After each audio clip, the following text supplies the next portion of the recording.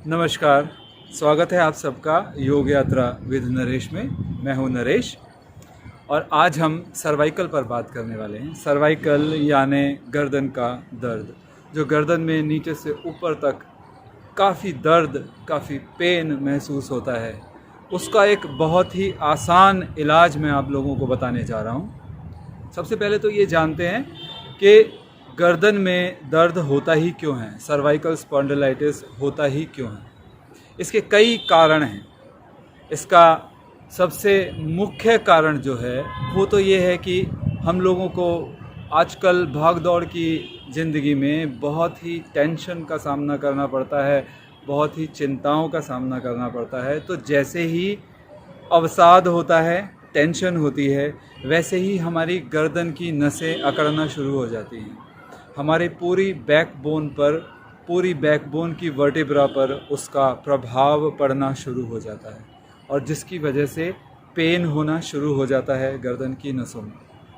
दूसरा एक कारण ये भी है कि कभी कोई चोट लग जाए, कोई झटका लग जाए, जिसकी वजह से गर्दन की वर्टिब्राज में आपके गैप आ जाए या वर्टिब्राज कंप्रेस हो जाए, तो वो नसों को दबाती हैं और वहाँ पर पेन होना शुरू हो जाता है।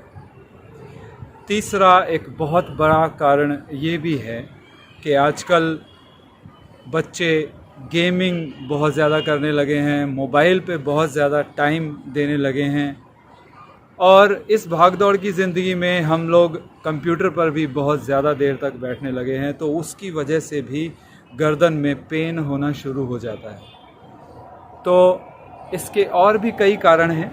हमारा लाइफस्टाइल भी इसका बहुत बड़ा कारण है।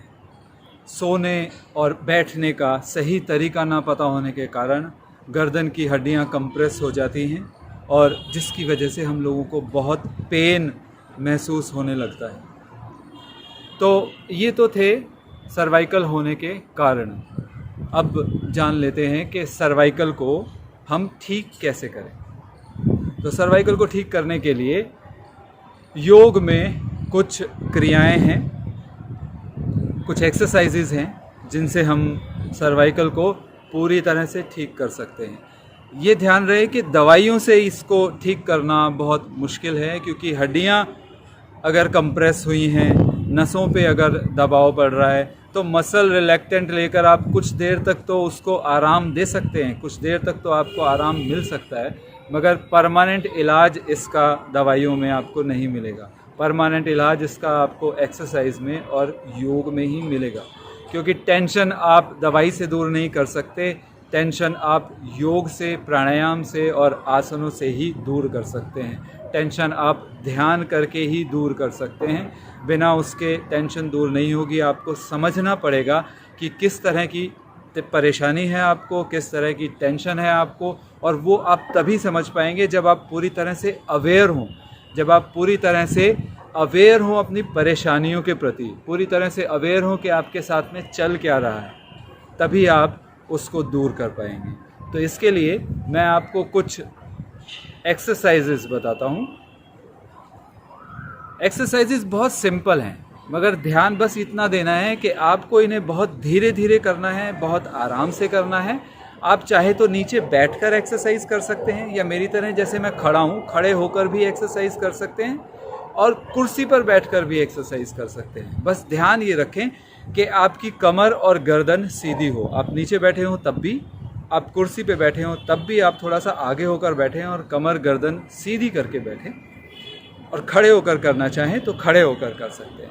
खड़े होकर आप किस प्रकार इसको करेंगे ये मैं बता देता हूँ। ऐसे ही आपको बैठकर भी करना है। आप हाथों को आगे फोल्ड कर सकते हैं, या आप चाहे तो हाथों को अगर पीछे फोल्ड कर सकते हैं तो पीछे फोल्ड कर लें। पीछे फोल्ड करने से कमर गर्दन थोड़ी और सीधी हो जाती है। तो हाथों को पीछे फोल्ड कर लें और सबसे पहले बैकवर्ड फॉरवर्ड बेंडिंग हम गर्दन की करेंगे। ये नेक रोटेशन की एक्सरसाइज है, मगर ध्यान रखें कि नेक रोटेशन की एक्सरसाइज आपको जल्दबाजी में नहीं करनी है। जब आप जल्दी जल्दी करते हैं तो आपको आराम नहीं मिलता है। आपको धीरे धीरे नेक रोटेशन करनी है। जितनी धीरे धीरे करेंगे, मेरा ऐसा विश्वास है और मेरा ऐसा मानना है कि आपको एक ही बार में बहुत ज़्यादा आराम महसूस होगा इन एक्सरसाइजेस से। तो कैसे करना है? ब्रीद इन करते हुए पीछे जाएं, ब्रीद इन पीछे,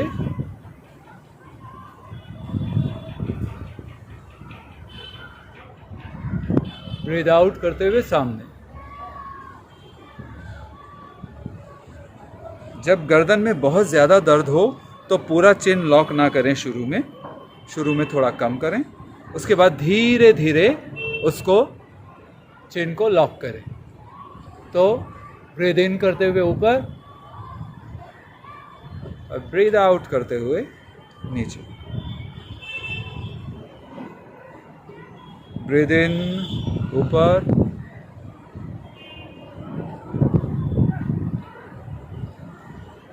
ब्रीद आउट नीचे।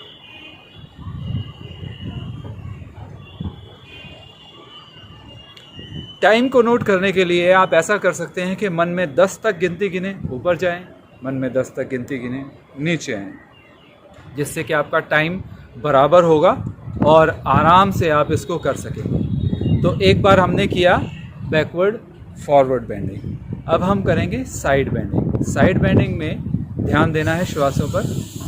बीच में आप हैं, यहाँ पर ब्रीद इन करें, श्वास भीतर ली, श्वास छोड़ते हुए राइट साइड में जाएं,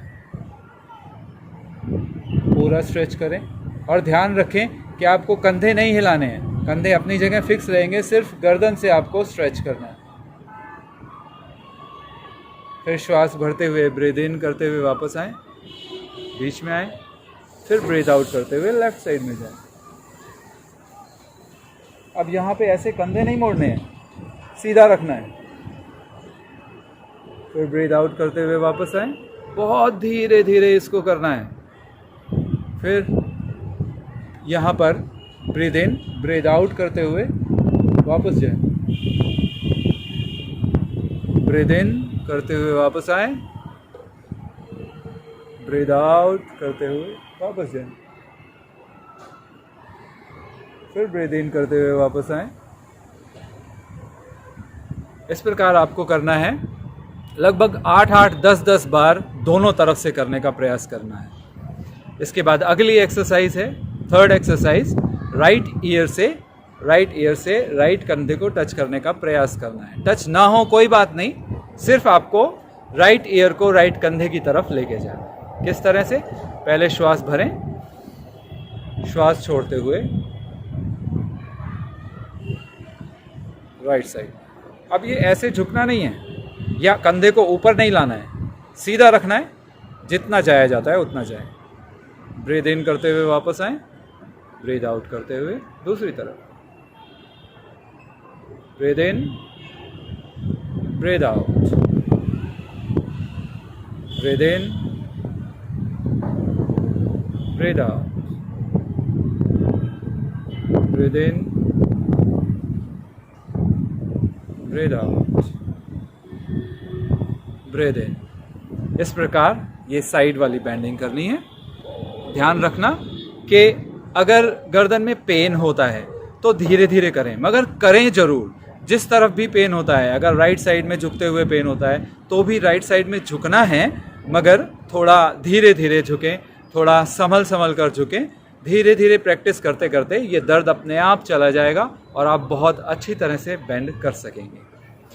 पहली एक्सरसाइज हमने की बैकवर्ड फॉरवर्ड बेंडिंग, दूसरी एक्सरसाइज हमने की राइट साइड में देखना, लेफ्ट साइड में देखना, तीसरी एक्सरसाइज हम लोगों ने की राइट साइड में बेंड करना, लेफ्ट साइड में बेंड करना। अब चौथी एक्सरसाइज हम लोग करते हैं रोटेशन। रोटेशन में क्या करना है? रोटेशन में आपको पूरा रोटेशन नहीं करना है, हाफ रोटेशन करना है। देखिए, सामने जाएं, ब्रीद इन करते हुए राइट साइड से ऊपर उठें, हाफ वे पहुंचे तब तक ब्रीद इन, दूसरी तरफ जाएं, ब्रीद आउट, नीचे पहुंचे। अब यहां से वापस नहीं जाना, वापस मुड़ना है। Breathe in,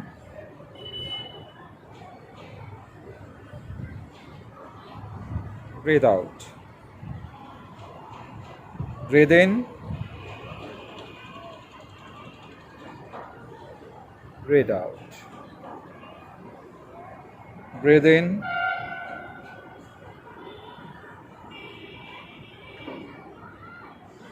breathe out। ये थी रोटेशन की एक्सरसाइज। इस रोटेशन को पूरा नहीं घुमाना है, हाफ हाफ घुमाना है। एक बार इधर से इधर जाना है, एक बार इधर से इधर जाना है। ऊपर जाते हुए ब्रीद इन, नीचे जाते हुए ब्रीद आउट। इसके बाद दोनों हथेलियों को आपस में जोर से रगड़ना है, क्योंकि एक्सरसाइज करने से गर्दन में मसल्स में टेंशन जो पैदा हुई है उसको रिलीज करना है। तो जोर से हथेलियों को रगड़ें, हथेलियों को गर्म करें और इस गर्मी को गर्दन के चारों तरफ महसूस करें। गर्दन के चारों तरफ इस गर्मी को लगाएं।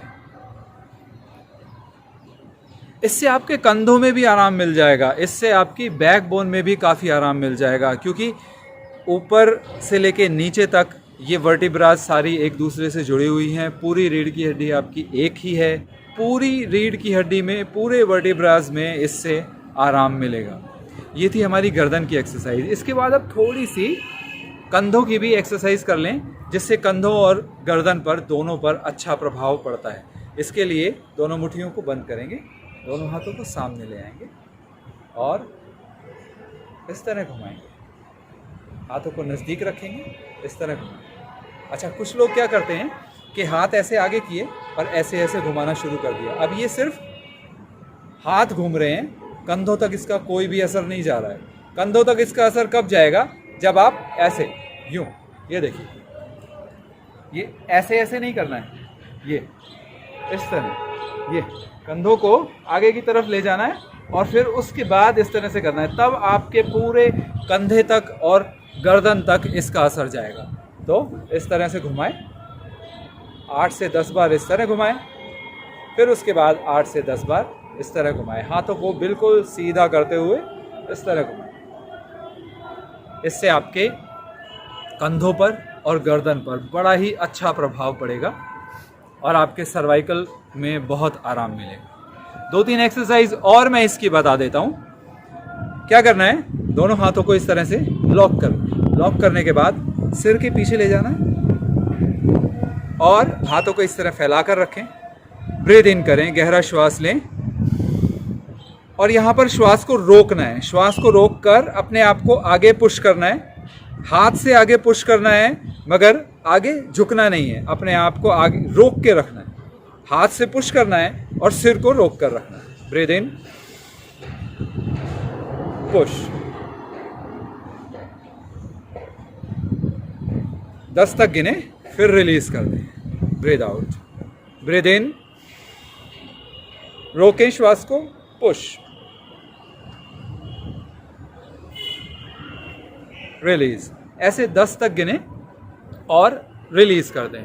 ऐसा आप 4-5 बार, 6 बार करें तो गर्दन में पीछे से उठाव आएगा, पीछे से खिंचाव आएगा, तो आपकी वर्टिब्रास का जो गैप है वो बराबर हो जाएगा। इसके बाद थोड़ा सा आगे से करना है। आगे से भी ऐसे ही करना है। दोनों हाथों को लॉक करके सामने रखना है, गर्दन सीधी रखनी है। इसीलिए मैंने पहले भी बोला था कि कमर गर्दन आपकी सीधी रहनी चाहिए। ब्रीद इन, श्वास को रोकें और पीछे की तरफ पुश करें, मगर सीधे बैठे रहें।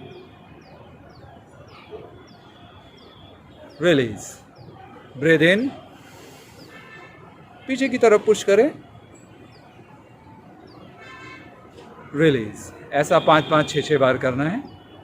दोनों साइड से भी कर लेंगे। ब्रीद इन, दबाएं, मगर गर्दन को ऐसे ना झुकाएं, ऐसे ना झुकाएं। कई लोग क्या करते हैं कि ये गर्दन से भी जोर लगाते हैं, ऐसे करते हैं। ऐसे नहीं करना है, बिल्कुल सीधा रखना है और ऐसे दबाना है। ब्रीद इन, रोकें, रिलीज। दूसरी तरफ से भी ऐसे ही करना है। Breathe in,